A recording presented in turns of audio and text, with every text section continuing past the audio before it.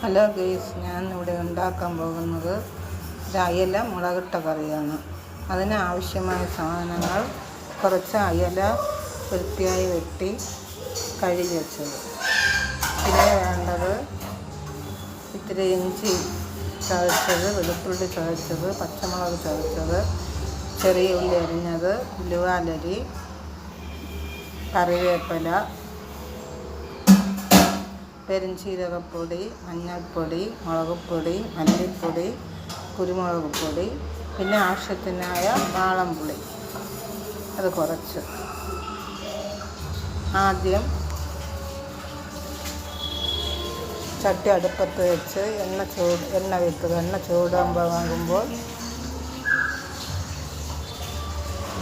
ചൂടാകുമ്പോൾ ഉലുവ ഇട്ട് പൊട്ടിച്ച് അതിന് ശേഷം ഉള്ളി അരിഞ്ഞതും, ഇഞ്ചി, പച്ചമുളക്, വെളുത്തുള്ളി,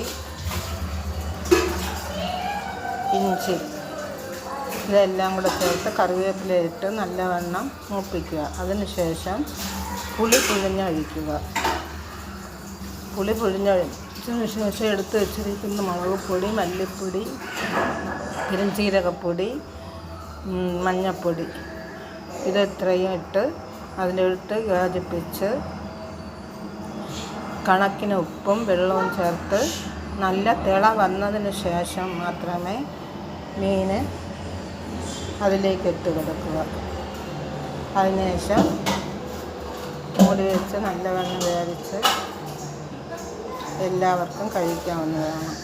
എല്ലാവരും ഈ കറി ഒന്ന് വെച്ച് നോക്കണം കേട്ടോ കൂട്ടുകാരെ. നല്ല ടേസ്റ്റാണ് ഈ കറിക്ക്. ഈ വീഡിയോ ഇഷ്ടമായ ഷെയറും ലൈക്കും സബ്സ്ക്രൈബും മറക്കരുതേ കൂട്ടുകാരെ.